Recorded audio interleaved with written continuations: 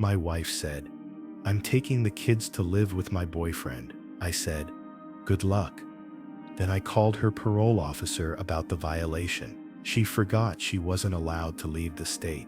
I, 35 male, am sitting in my lawyer's office right now, waiting for him to finish reviewing custody paperwork. My kids are at my mom's house, safe and confused. My wife, Tara, is currently in county lockup.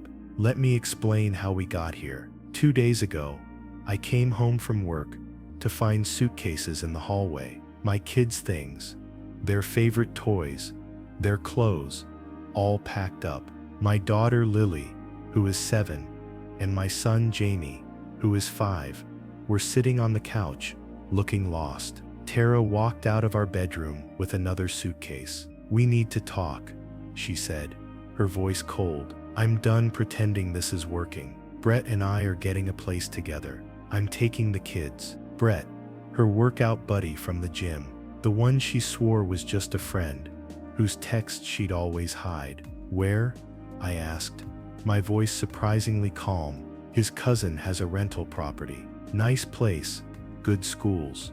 Where, Tara? I repeated. She rolled her eyes. Does it matter? It's about 4 hours north, across the state line. My stomach dropped, but not for the reason she thought. When are you leaving?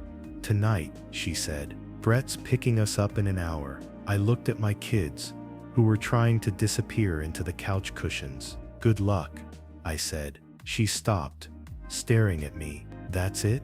Good luck. What do you want me to say? You've clearly made your decision. I expected you to fight for your family. My family, I replied. You're leaving me for another man and taking my children. What family are we fighting for? She huffed and went back to her packing. I walked into my home office, closed the door, and made a phone call. Officer Morrison, this is Conrad Wells, Tara's husband. Yeah, she's about to violate. She's planning to leave the state tonight with the children. Here's the crucial detail Tara forgot in her excitement to start her new life. She's on parole. 18 months ago, she was convicted of prescription fraud. She was working as a dental assistant and got caught forging scripts for painkillers to sell to her friends. She got lucky. First offense, a good lawyer I paid for, and a sympathetic judge. The result was 2 years probation and parole, with a stayed prison sentence. The conditions were strict: monthly check-ins, no leaving the state without written permission, and maintaining a stable residence. A car honked outside. Brett, in his lifted truck. Of course, I helped her load the bags. I even shook Brett's hand. He wouldn't look me in the eye. Tara got the kids. They hugged me, confused about why Daddy wasn't coming. I told them I loved them, and I would see them soon. Then they were gone. I waited exactly 30 minutes, enough time for them to be on the interstate.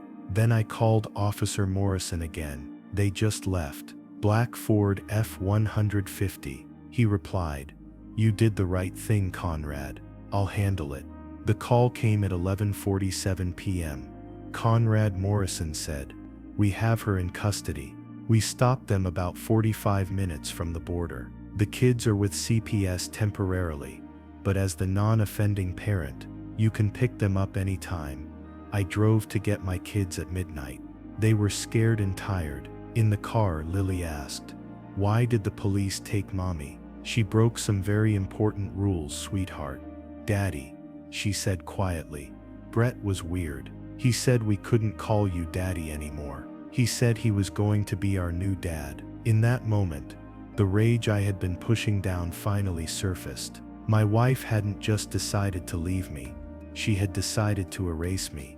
The parole violation hearing was a circus. Brett testified that Tara had told him her legal troubles were sorted and that I was an emotionally abusive husband. But Tara's testimony was her own undoing. She claimed I had tricked her into leaving by not stopping her. The judge's response was perfect. Mrs. Wells, you set yourself up when you chose to violate parole.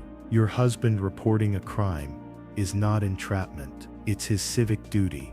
Her parole was revoked, She was ordered to serve the remainder of her original sentence, 18 months, with an additional 6 for resisting arrest and assault, as she had shoved Officer Morrison during the traffic stop. After the hearing, I filed for full custody, but the most shocking revelation was yet to come. My 7-year-old daughter, Lily, revealed in therapy that her mom had been keeping special vitamins in her jewelry box and had told Lily it was their secret. A mother who involves her child in hiding drugs doesn't get unsupervised access. I thought the drama couldn't get any worse. I was wrong. Brett's wife, Valerie, showed up at my door. Brett was married. He had been lying to both of us. She came with a box of Tara's things that she'd left in his truck, including a tablet. On that tablet, I found everything. Emails with Brett, planning their escape.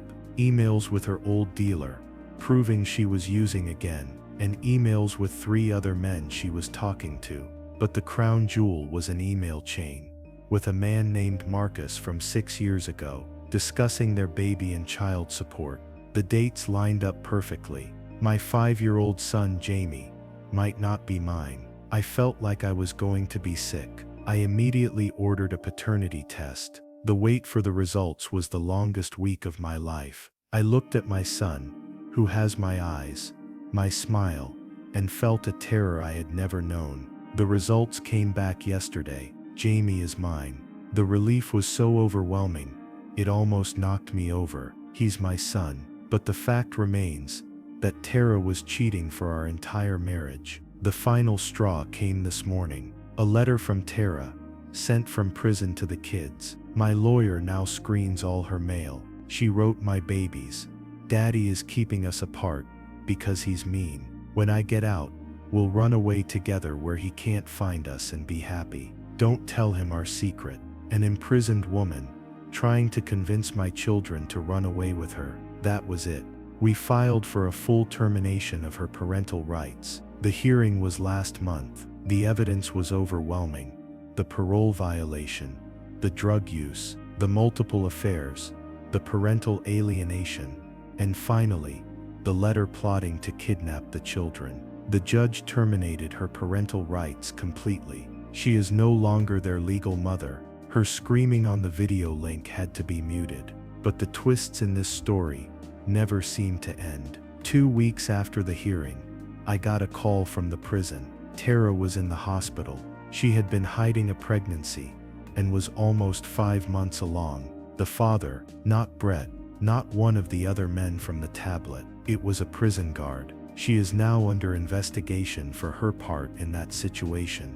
Her parents, who are now facing foreclosure after refinancing their house to pay for her first lawyer, actually called me, begging me to take the new baby because it's my children's sibling.